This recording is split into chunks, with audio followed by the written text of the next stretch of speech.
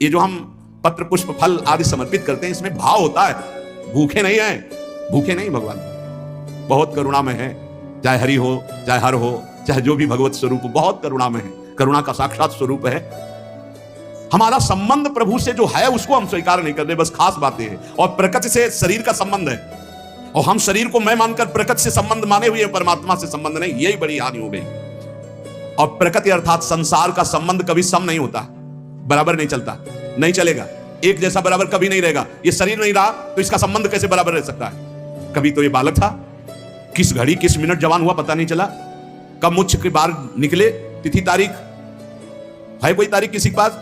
आज तक कोई विश्व में बतावे किस दिन तुम्हारे मुझ का बाल निकला, किस दिन तुम जवान हुए, किस दिन तुम बुढ़ापा कब मर जाओगे, तुम्हें पता नहीं। और ऐसे झूठे प्रकृति से इतना जोर का संबंध है कि यही लगता है मैं हूं। प्रभु जो हमारे हैं वो हमारे नहीं लगते। घनिष्ठ से घनिष्ठ संबंध में विषमता आ जाएगी। प्रकृति संसार से घनिष्ठ संबंध में कटुता विषमता आएगी, आएगी, देख लेना, क्योंकि यहां समता है नहीं, ये विषम है संसार, समता नहीं है यहां। परंतु प्रभु सम है, वो हर स्थिति में आपको प्यार कर रहे। जो भगवान को गाली दे रहे, फ्री वायु मिल रही है, पृथ्वी धस नहीं रही उनके लिए, हर व्यवस्था मिल रही है। प्रभु सबके लिए बराबर प्यार कर रहे हैं, सम है।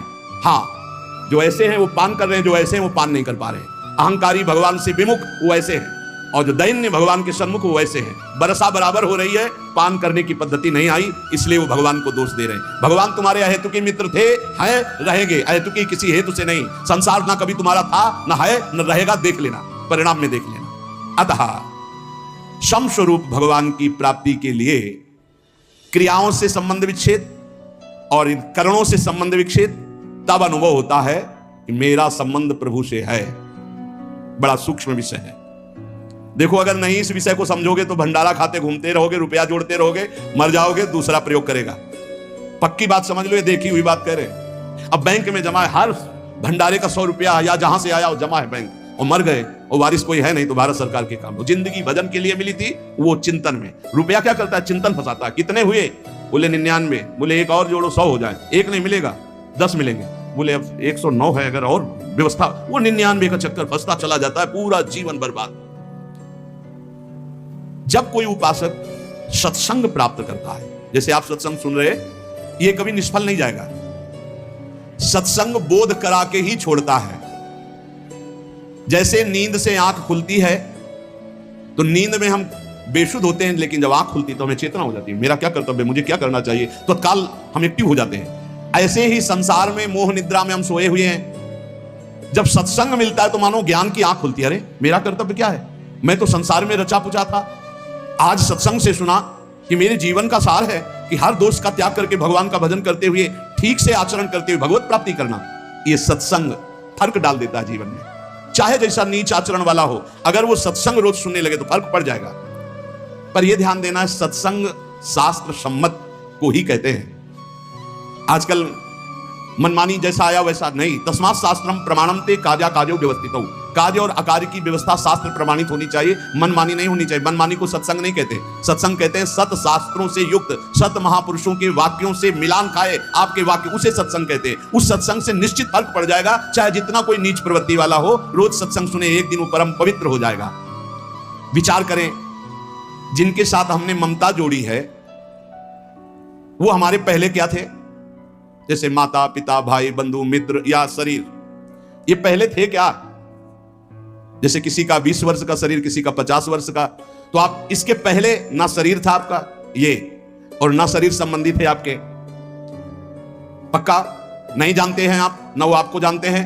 जिनको आप जानते हैं वो शरीर पहले आपके नहीं थे, और आपका भी शरीर नहीं था पहले। बाद में जब शरीर छूटेगा तो आपका कौन परिचय का आपके साथ जाएगा? ये भूल जाओ जो लोग वादा करते हैं कि एक जन्म नहीं 7 जन्म तक हमारा तुम्हारा साथ नहीं छूट, और ब्रह्मा को भी फेल करते, काल को भी अधीन किए हुए बोलते हैं, बोले 7 जन्म नहीं, जन्म जन्म तक हम आपके साथ ही रहेंगे। मिनट का तो भरोसा नहीं, जन्म का भरोसा। इन बकवास की बातों में मत फंसो, कोई किसी का साथी नहीं है। एक साथ प्राण त्यागो तो भी अलग अलग गति होगी। ऐसा नहीं कि एक साथ हमारे तो विमान आएगा, एक साथ बैठा के ये बहुत समर्पित चित्त हैं, इनके लिए कमरा अलग दे दो, हर व्यवस्था इनकी कर दो, ऐसा नहीं है भाई। हाँ, दोनों एक साथ भगवत प्राप्त हो गए तो हम बातें मान सकते हैं कि दोनों प्रियालाल के समीप पहुंच जाओगे, पर उस समय दो नहीं होगे।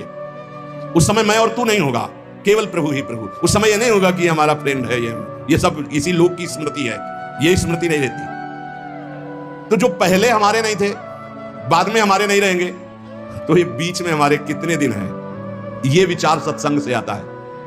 पता नहीं बिना कि सुने बाल्यावस्था में इसी विचार ने हमको बाबा जी बनाया, ये सब मरेंगे।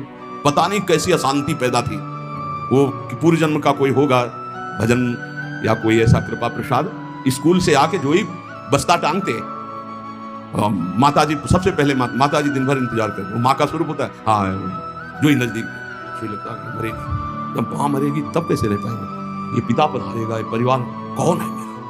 और जो बात करती नहीं तो ऊपर बस एकांत में चले जाते हो, वहां संत जन आते थे तो कीर्तन करवाते थे, श्री राम जय राम जय जय राम, श्री राम जय राम जय, एकांत में बैठ श्री राम जय राम जय जय राम, श्री राम जय जय राम। बार बार प्रश्न होता मेरा कौन है, मेरा कौन है। बस अंदर आने लगा, भाग संसार से भाग, ऐसा आने लगा कि बेचैनी। तो कह रहे सत्संग में यही विचार, अगर सत्संग में आपका विचार नहीं बदला तो सत्संग क्या। सत्संग किया, ममता नहीं छूटी, कामना नहीं छूटी, आपके गंदे आचरण नहीं छूटे तो संत संग ही नहीं है, बकवास, व्यर्थ की वार्ता। यदि आपका परिवर्तन नहीं हो रहा तो सत्संग कैसा। सत्संग से ममता छूटना, कामना छूटना, गंदी बातें छूटना, किसी की ताकत नहीं और कि कामना छोड़ सके, ममता छोड़ सके, राग छोड़ सके, ये सत्संग छुड़ाता है। कहीं भी कभी भी किसी को भी अगर ऐसा लाभ मिला है तो किसी ना किसी महात्मा की कृपा रही है। देखो बचपन में खिलौनों में इतना राग था, अगर एक भी खिलौना हमारा टूट जाए या ना दिया जाए तो कैसा।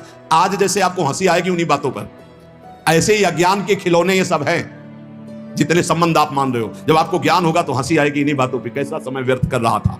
पर यह ज्ञान वैराग्य से होता है, और यह वैराग्य विवेक से होता है, और यह विवेक सत्संग से होता है। बिन सत्संग विवेक न होई, और होए विवेक मोह भ्रम भागा, तब सब विषय विलास विरागा। जहां विषयों से वैराग्य तो शुद्ध ज्ञान प्रकाशित हो जाता है। इसलिए सत्संग चाहे 10 ही मिनट का हो, रोज सुनना चाहिए। सत्संग से जरूर परिवर्तन होता है। पहले सत्संग से हलचल पैदा होगी, क्योंकि जो हृदय में गंदी बातें हैं उनके ऊपर आक्रमण होगा सत्संग के द्वारा। यह हलचल अगर सत्संग करते रहे तो शांत हो जाएगी, अगर नहीं किया तो फिर फंसा देगी माया में। क्योंकि ऐसे हम देख रहे हैं, जैसे आपने निश्चय किया आज के बाद शराब नहीं पीऊंगा, मांस नहीं खाऊंगा, गंदे आचरण नहीं करूंगा, अब बड़ी हलचल पैदा हुई, वो आपको ऐसी जगह ले जाएगा जहां कम से कम दर्शन ही हो जाए। चूक मत करना, जो हलचल पैदा हुई, मंथन पैदा हुआ, उसमें पहले विष आता है। यतज्ञ विस्मय परिणामे अमृतोपमम्, यही विष है आसक्ति। नष्ट कर दो इस आसक्ति को, फिर आप देखना आनंद में डूब जाओगे। ये ज्यादा देर हलचल नहीं रहेगी, बस चलते रहो आगे। अगर लौट पड़े पीछे तो हलचल ही हलचल है, अशांति ही अशांति है। क्या आज तक कोई ऐसा है कि जिसको सत्संग मिला और फर्क ना पड़ा हो?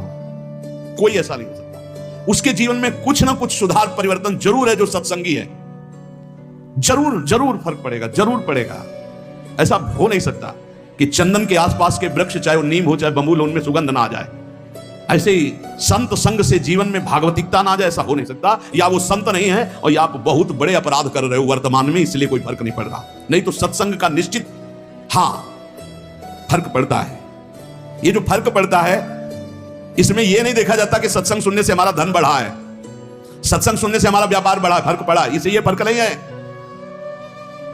यह देखा जाता है सत्संग सुनने से हमारे विकार कितने कम हुए, सत्संग हमें कितनी गंदी बातों से हटाकर सच्चे मार्ग पर, अच्छे मार्ग पर, यह चमत्कार है सत्संग का।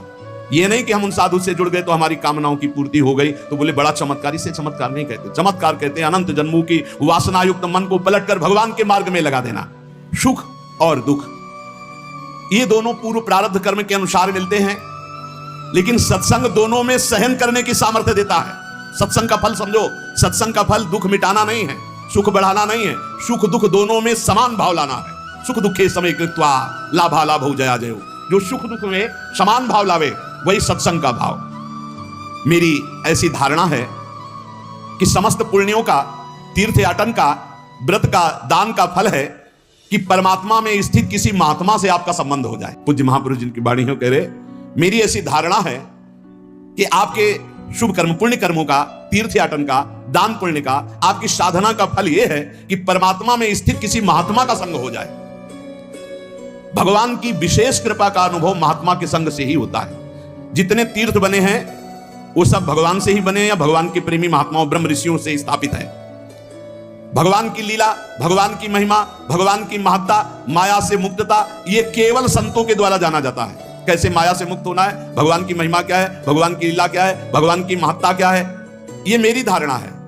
मैं अपनी धारणा से कह रहा हूं कि जो भगवान अवतार लेकर कार्य करते हैं उससे कई गुना बढ़कर भगवान के प्रेमी संत जन कार्य कर देते हैं। भगवान तो विनाश लीला भी करते हैं, संत दुष्टता का विनाश करते हैं, दुष्टों का नहीं। बड़ी विशेषता है भगवान और भगवान के भक्तों में। भगवान तो कहते हैं परित्राणाय साधूनाम विनाशाय च दुष्कृताम, दुष्कृत करने वालों का विनाश कर देता हूं। लेकिन संत जन ऐसे नहीं, भगवान से जो प्रेम करते हैं वो दुष्टता का विनाश करके उसे महात्मा बना देते हैं, उसे मारते नहीं है।